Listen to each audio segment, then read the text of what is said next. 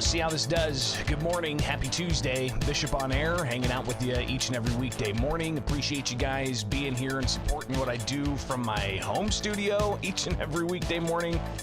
But also, I want to encourage you to go and get all kinds of information at thecentersquare.com. It's free and open, and you can share it and stay updated with what's going on at the Illinois State House. It's my full-time gig. Definitely want you to plug into that as well. So one way you can do that is go and subscribe to Illinois in Focus, a weekly podcast where we delve deep into some of the issues that are happening in Illinois from a taxpayer's perspective.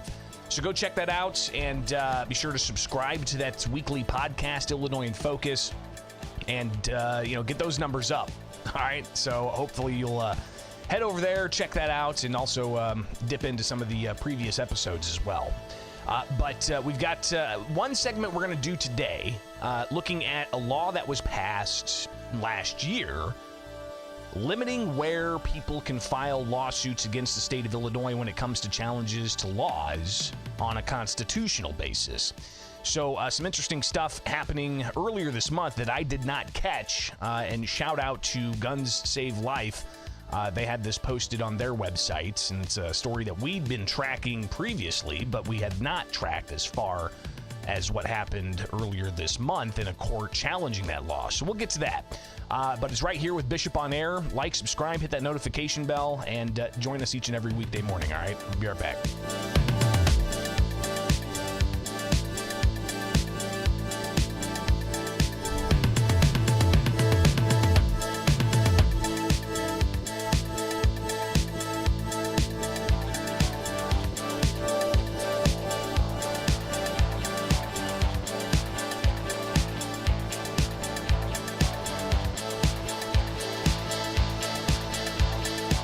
Madison County judge in the state of Illinois saying that the law limiting where people can file lawsuits against the state to just Cook County or Sangamon County isn't going to fly. In the case brought by Thomas Magg challenging the state's firearm industry liability law. And this was also including a challenge to the state law that ultimately says you can only sue in Cook or Sangamon County. Welcome in, Bishop on Air. I'm Greg Bishop. Thanks for hanging out with me each and every weekday morning. And let's go ahead and get into this. Be sure to like, subscribe, and hit that notification bell. But you've got the story that even the Center Square had months ago. All right, and that is this legislation that ultimately passed both chambers to limit where people can challenge laws in the state of Illinois. So let's pull this up from the archives at thecentersquare.com. This is from June 7th of 2023. Pritzker signs bill limiting constitutional challenges to 2 counties, which opponents said is tyrannical. So let's go ahead and read through some of this and even hear some of the debate that happened on the floor of each the House and the Senate. So back in last summer, effective immediately, Illinoisans wanting to challenge the constitutionality of state laws or executive actions in state court can only file litigation in 2 of the state's 102 counties. That contentious measure passed both chambers along party lines and says that citizens can only file litigation in state courts in either Sangamon or Cook counties. Governor J.B. Pritzker signed that bill. Now, the House sponsor of the bill, Jay Hoffman, said that the measure seeks to limit venue shopping by litigants. Republican State Representative Dan Calkins fired back. Here's just some of that debate. Let's see if we can pull this up here, unmute that, and here we are. Indicate that Sangamon and Cook counties are the only venues proper for Illinois constitutional claims. You know, over the past 3 years, the Attorney General's office has been forced to respond to, I would call them in many cases, frivolous lawsuits that has strained the office's limited resources.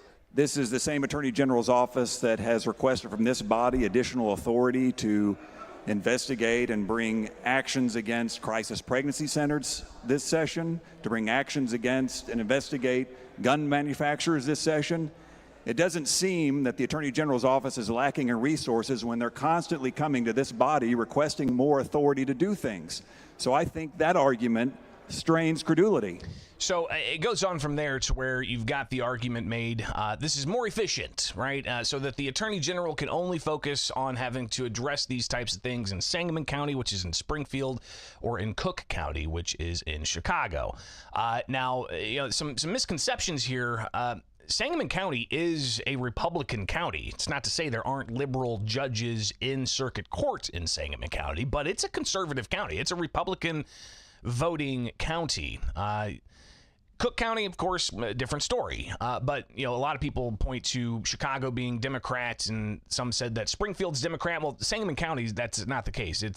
There's more Republicans in Sangamon County than there are Democrats, at least when it comes to election outcomes in most instances. So moving on, you've got that law that ultimately passed, regardless of the back and forth. And then you had Attorney Thomas Magg. In June of last year, he filed a lawsuit, and part of that lawsuit was this indication of saying the venue limiting bill was not good. So a new law where citizens can bring some legal action against the state only in Sangamon and Cook counties already faces a legal challenge. The attorney who filed the case in Madison County dared the Attorney General to transfer the case, calling the new law blatantly unconstitutional. So here we are now, fast forward, and you've got this case that was decided earlier this month. And again, shout out to gunsavelife.com. They got this order that was issued on March 1st.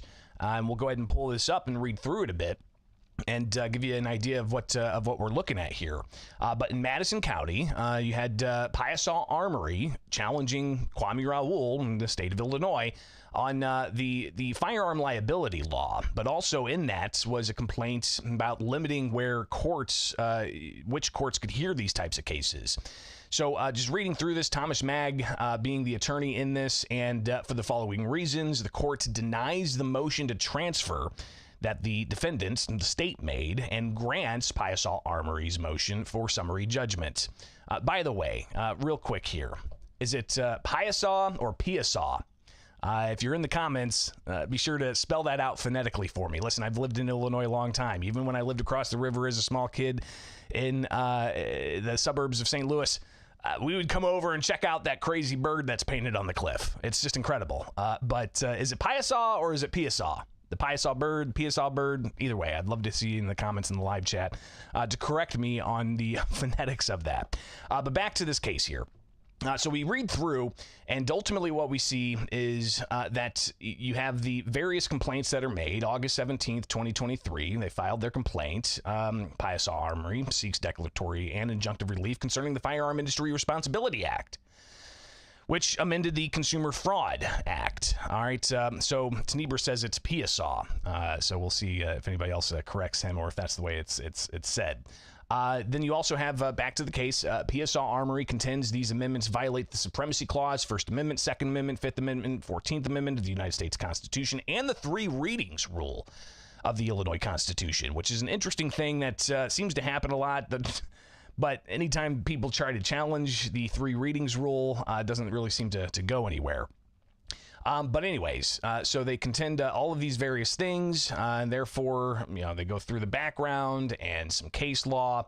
PSA Armory opposes the Attorney General's motion to transfer this, arguing that it violates Amendments 1, 2, 5, and 14, and the three readings rules of the Constitution, and so on. Because the Attorney General has moved the courts to transfer this case from PSA Armory's preferred format, the court finds PSA Armory has standing to challenge the constitutionality of the statute.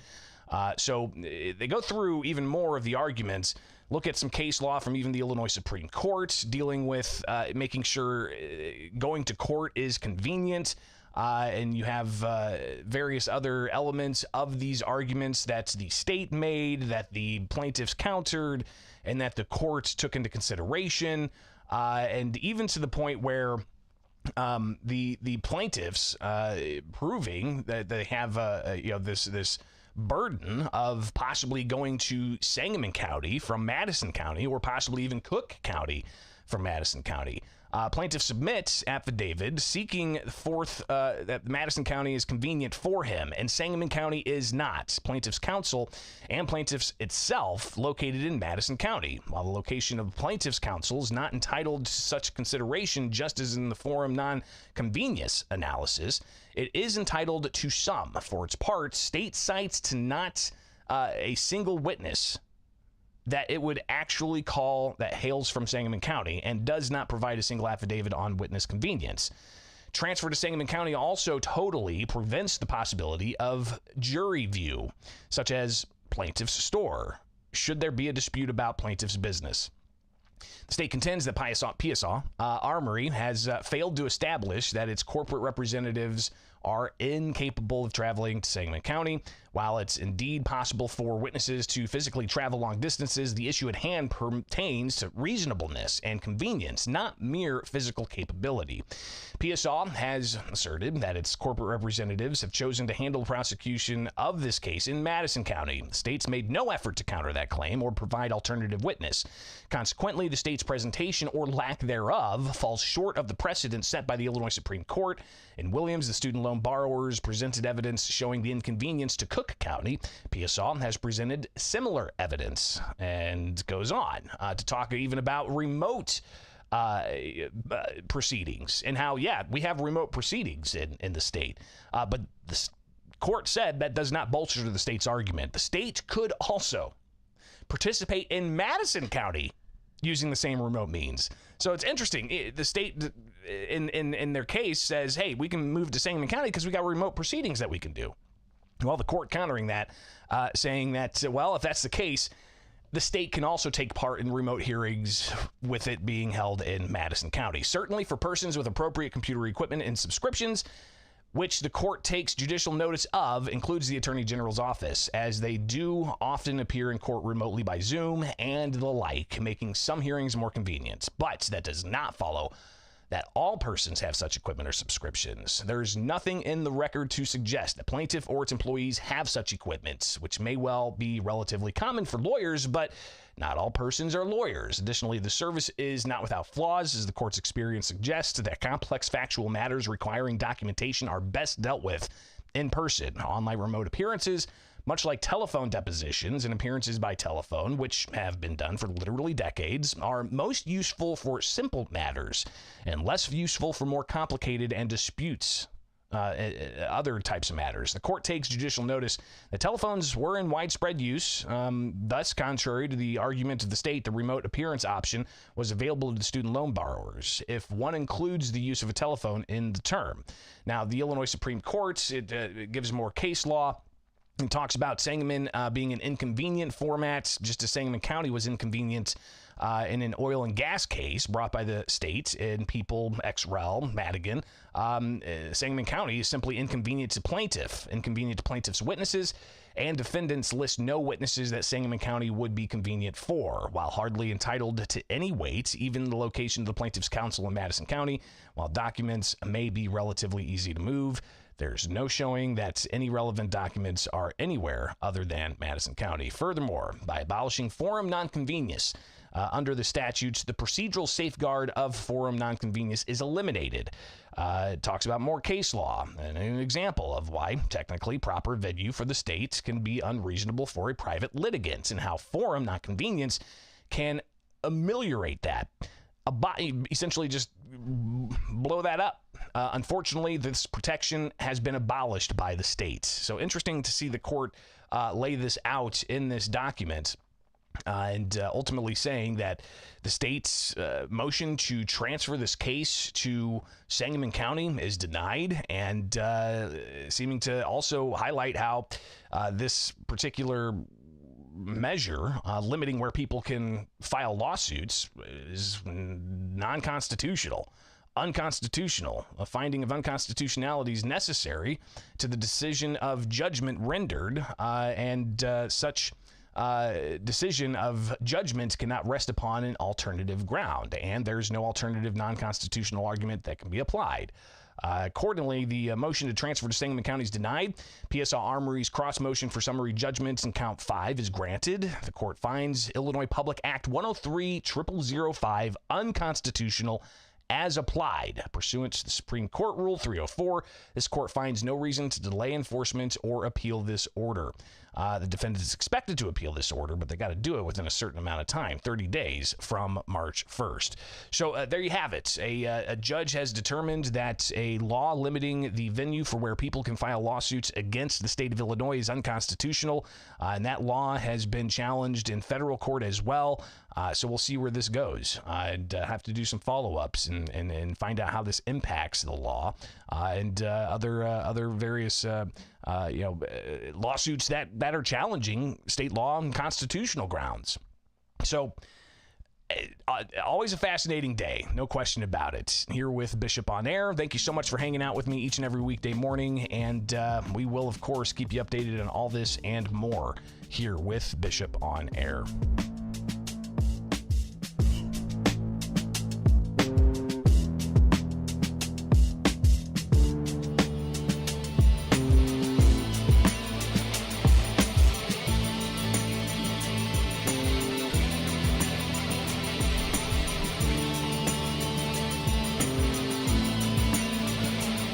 Do appreciate you guys being here each and every weekday morning. I know it's a short show, but I've got a busy day at the Illinois State Capitol.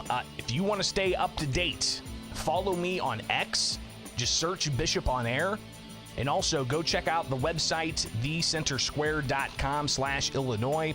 thecentersquare.com/Illinois. You can get updated on all the stories that are popping, impacting you as a taxpayer, impacting you as a voter. So go to thecentersquare.com/Illinois today. Share those articles. Read up. They're short. They're concise. They get in, get out, and let you know what you need to know. And don't just stop there at the Illinois page. Go check out what's going on over in Washington, D.C., where we've got a team covering everything you need to know. So thecentersquare.com.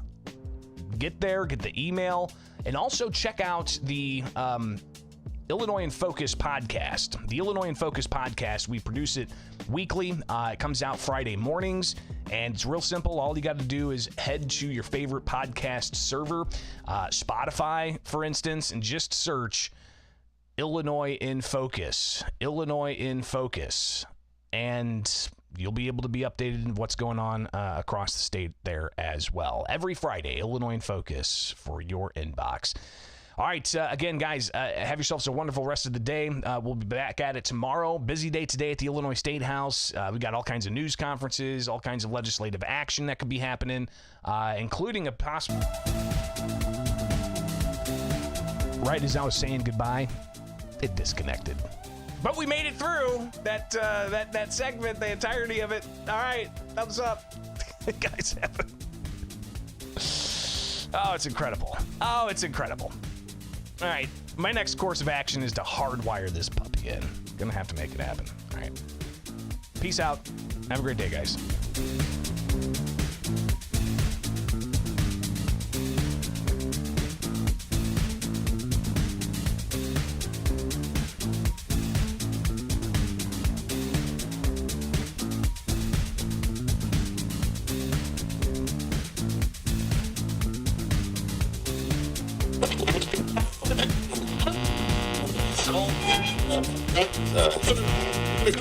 Thank you.